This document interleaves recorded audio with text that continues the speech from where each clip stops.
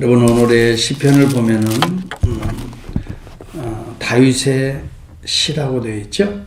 그동안의 다윗의 시를 보면은요 대부분 힘들고 어려운 고난과 고통, 역경 가운데에서 주를 향하게 되고 시선을 주를 향하게 되고 주께서 은혜를 베풀어 주시고 그에게 다시 그의 마음을 변화시키시고 힘을 주고 찬송하게 하는 그런 내용으로 이렇게 이어지는데 오늘의 시편을 보면은 전혀 그런 분위기가 없어요.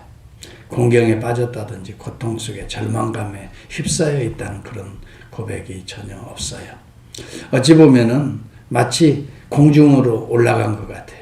그 고통과 이 흑암의 먹구름으로 뚫고 공중으로 더 올라가면 거기는 잔잔한 구름들이 밑에 보이고 하늘에 따스한 태양이 직접 마주할 수 있잖아요. 우리가 비행기 타보면 그 느낄 수 있죠.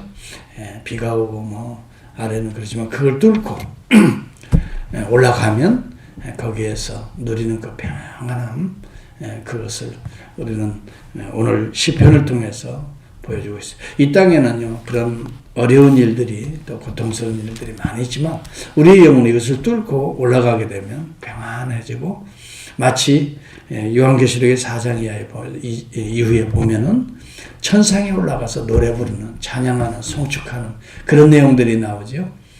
구원의 주를 구속의 주를 노래하라 송축하라. 여러분 오늘 이 다윗은 이 땅에 살면서도 바로 천상에 오르는 그런 영혼의 기쁨을 지금 만끽하고 있습니다. 지혜로운 성도 같아요. 이렇게 보면 먹구름 아래서 그냥 고통 속에 음습한 그 비바람을 다 맞으면서 끙끙대고 고통하고 좌절하면서 살아가는 것이 아니라 그것을 뚫고 나가 기뻐하고 찬양하고 오히려 참 평안한 마음으로 노래하는 내 영혼아 여호와를 송축하라. 내 속에 있는 것들아 다 그의 거룩한 이름을 송축하라. 내 영혼아 여호와를 송축하며 그의 모든 은택을 잊지 말지어다. 여러분 송축할 수 있는 것은 그의 은혜를 잊지 않는 것입니다. 정말 우리 주님께서 우리에게 베풀어 주신 놀라운 은혜들을 생각해 보면 정말 우리의 영혼이 그냥 있을 수 없어요. 현실의 어려운 문제가 있다 할지라도 이 또한 하나님께서 풀어주실 것을 알기 때문에 왜 지금까지도 그런 고비고비들을 이기게 해주신 우리 하나님이시잖아요. 그렇기 때문에 현재의 그 아래에서 고통하고 신음하는 그런 시편이 아니라 그것을 뚫고 나간 거예요. 하나님의 은혜를 오히려 더 깊이 잊지 말고 내 영혼아 자기 자신에게 설교하는 듯해요. 하나님의 은혜 베풀어 주셨는데 오늘 이 또한 이 어려운 이 모든 문제 당연히 하나님이 또 지나가게 하실 거야. 이기게 하실 거야. 구원을 베풀어 주실 거야. 하면서 오히려 노래하면서 나아가는 거예요. 어쩌면 다윗의 시편들이 대부분들이 어려움 중에 고통 속에 썼기 때문에 이 본문의 배경도 어쩌면 그런 환경 속에 쓰여졌을 거예요. 그렇지만 오늘 이 내용의 고백을 보면은 이미 그 고통과 어려움을 내 영혼은 뚫고 나간 거예요. 하나님의 은혜에 푹 빠지면 감사할 수밖에 없고 노래할 수밖에 없어요. 어떤 은혜입니까? 여기 본문에 보면 그가 내 죄악을 사하시며 내 모든 병을 고치셨도다. 육체의 질병도 병이지만 마음의 병, 영혼의 병 이거 참 무서운 거예요. 자기를 누르고 있는 그래서 내 영혼이 숱한 상처로 짓눌려 있는 이렇게 여러분 죄로 말미암아 우리 안에 우리의 영혼들이 불편하고 상처 있고 고통 속에 신음하는 그런 가운데에서 해방시켜 주셨다. 사해 주셨다. 여기 본문에 보면 내 모든 죄악을 사하셨다. 내 모든 병을 고치셨다. 여러분 주님 품 안에 못 씻을 죄악이 없고요. 주님 품 안에서 못 고칠 질병이 없어요. 그런데 그 질병이 단순히 한순간에 고쳐지는 것이 아니고 또 나오고 또 나오고 하지만은 여기 본문에 보면 동이 서에서 먼 것 같이 우리의 죄가를 우리에게서 멀리 옮기셨다. 그러니 노래하지 않을 수 없어요. 아버지가 자식을 긍휼히 여긴 같이 여호와께서는 자기를 경외하는 자를 긍휼히 여기시나니. 여러분, 예수 안에서는 더 이상 죄의 종노릇하지 않아도 되는 거죠. 오늘 저와 여러분들이 이 죄의 어둠을 뚫고 주님의 얼굴로 향하게 되면, 그리 올라가게 되면 우리는 죄로부터 자유와 해방을 만끽하게 되죠. 여전히 죄 가운데 살아가고 있지만 우리의 영혼은 여기에 머물지 말자는 거예요. 좀 더 높이 오르자는 거예요. 그러면서 내 영혼아, 여호와의 은택을 잊지 말라. 하나님이 우리를 구원해 주신 것을 잊지 말고 오늘도 그 구원의 얼굴을 향하고 하나님께서 나의 이 질병을 고쳐주신 것을 잊지 말고 오늘도 그 고쳐주신 우리 주님의 얼굴을 향하고 어둠에서 빛으로 인도하신 그 주님을 향하여 우리가 나아가게 될 때에 오늘 이 찬송이 다윗의 찬송만이 아니라 우리의 찬송이 되지 않을 수 없습니다. 내 생명을 파멸해서 속량하시고 인자와 긍휼로 관을 씌우시며 좋은 것으로 내 소원을 만족하게 하사 내 청춘을 독수리같이 새롭게 하시는도다. 여러분, 우리가 때때로 심한 고난이 임할 때 우리 영혼이 낙심하고 생명이 흐릿해질 수가 있어요. 어느 때는요, 죽고 싶을 때도 있는 거지요. 그렇게 고통이 우리를 참 엄습하면 무섭습니다. 작년도 통계를 보니까 한국이 OECD 국가 중에서 자살률 1위, 자살공화국이라는 오명을 쓰고 있어요. 한국에서 작년도에 하루 평균 38명이 자살한 것으로 나타나요. 누군들 이렇게 죽고 싶은 사람이 어디 있겠어요? 다들 행복하고 뭔가 만족스러운 삶을 살고 싶겠죠. 그런데 왜 죽습니까?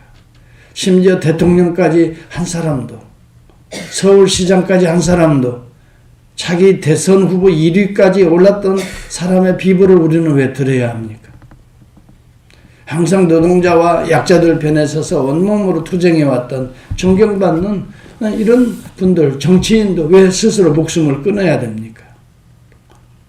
우리가 그분들의 환경과 속내는 우리가 다 알지 못하지만 감당하기 어려운 뭔가 무거운 짐이 그들을 누르고 있었을 거예요. 수치스럽고 아니면 부끄러운 일이었든지 아니면 자기가 앞으로 감당할 수 없는 그러한 것으로 생각하고 그 짐들이 너무 커서 도무지 살아갈 용기가 없었기 때문에 스스로 목숨을 그렇게 끊는 게 아닌가 싶어요. 참으로 애석하고 안타까운 일이죠. 그런데 이런 죄악의 파멸에서 속량하는 주님을 만난다면, 우리는 죄로부터 벗어날 수 있다면, 이 무거운 죄의 중압감으로부터 이겨낼 수만 있다면 우리는 왜 죽겠습니까? 여기 시편 기자는 그러한 환경에 자기도 놓여 있지만 파멸과 같은 그런 곳에서 자신을 속량하셨다. 인자와 긍휼로 관을 씌우셨다. 여기 관이라고 하는 것은 정말 우리가 아는 대로 다윗은 왕입니다. 왕관입니다. 그런데 인자와 긍휼의 관이라고 말해요. 영적으로 보는 겁니다. 자신이 정치인의 이 왕관을 쓰고 있는 것이 아니라 매일 매순간 하나님이 나에게 씌워주시는 그 관은 인자와 긍휼의 관이다.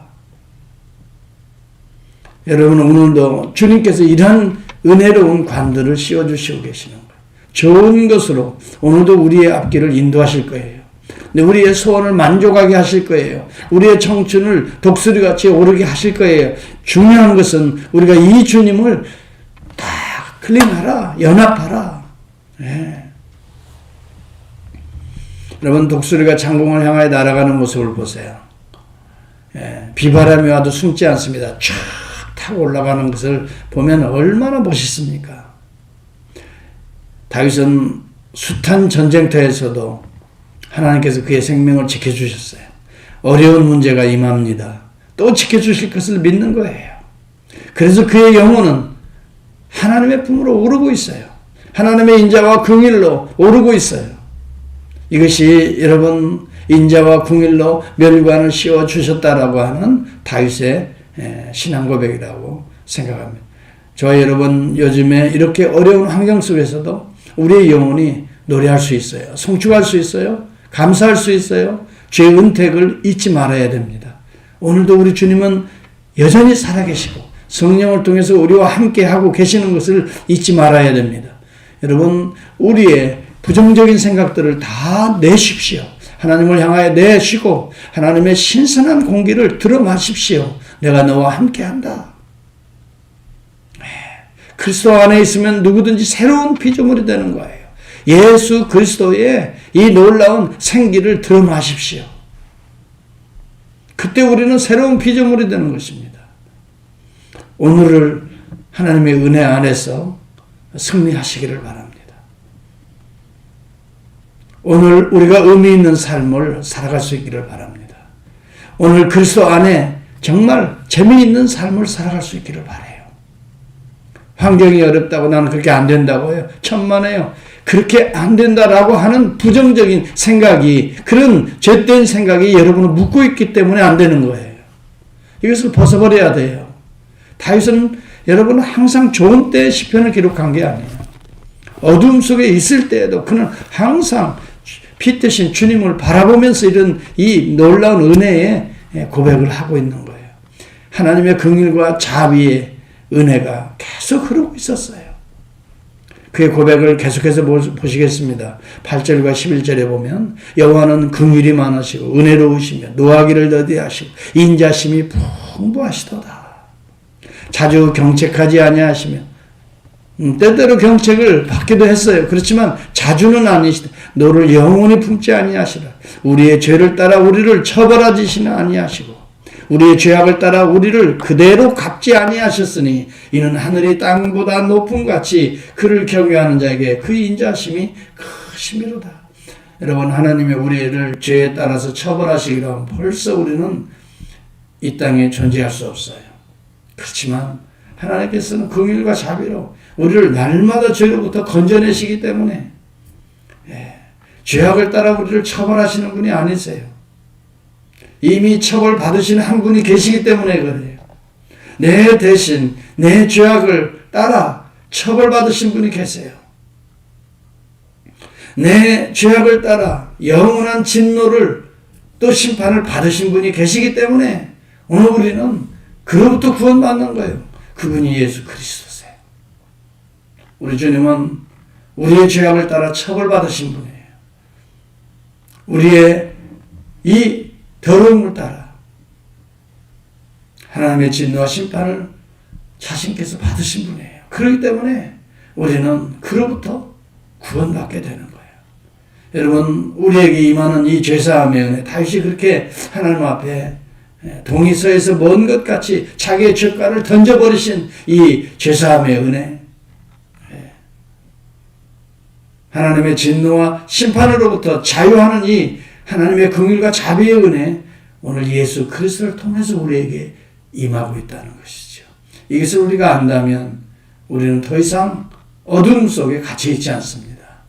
죄악 때문에 고통당하지 않습니다. 속히 주님의 품으로 나옵니다. 주님의 보혈, 십자가 앞으로 나오는 것이죠. 그리고 그 보혈을 씻는 것입니다. 우리의 죄를 내놓으시기 바랍니다. 날숨입니다. 그리고 들어마시기를 바랍니다. 구속의 은혜를 들어마시기를, 죄사함의 은혜를 들어마시기를 바랍니다. 나는 죄로부터 깨끗하게 씻어졌다. 동의서에서 먼 것처럼 내 죄가를 우리 주님께서 십자가에서 던져버리셨다, 태워버리셨다. 그런데도 우리는 항상 우리의 부족과 연약을 끄집어내서, 우리의 죄악들을 끄집어내서 오히려 나로 그것을 묻고 내가 그랬기 때문에 안 될 거야. 너도 그렇기 때문에 안 돼. 과거에 이랬기 때문에 이런 결과가 온 거야 하고 인과응보적으로 계속 그걸 끄집어내서 여러분 오늘을 어둡게 살지 마세요. 이것은 정말 지혜롭지 못한, 이미 주님께서 2000년 전에 우리 죄를 사셨다고 믿는다면 오늘 그 죄로부터 정결하게 씻음받고 자유하게 독수리가 창공을 향해 오르듯이 푸른 하나님의 구속의 은혜의 품에서 정말 즐거워하며 아래로 이 구름침들을 평화롭게 한가롭게 내려다볼 수 있는 그러한 은혜로 주님의 품으로 오를 수 있는 한날이 될 수 있기를 바랍니다. 17절 이하에 보면 여호와의 인자하시면 자기를 경외하는 자에게 영원부터 영원까지 이르리로다. 곧 그의 언약을 지키고 그의 법도를 기억하여 행하는 자에게로다. 그러므로 우리가 여호와를 송축하라. 다윗 시대 이후에 그리스도를 통해 오늘 우리에게까지 영원부터 영원까지 주님을 경외하는 자에게 이러한 구속의 은혜가 흐르고 있습니다. 구속의 은혜를 주신 우리 주님의 이름을 오늘 송축하며 감사하며 그 어떠한 죄의 사슬로부터 묶이지 말고 탈탈 털어버리고 태워버리고 풀어버리고 그리스도의 이름으로 담대하게 오늘도 창공을 향하는 독수리 같은 인생이 될 수 있기를 주의 이름으로 축복합니다.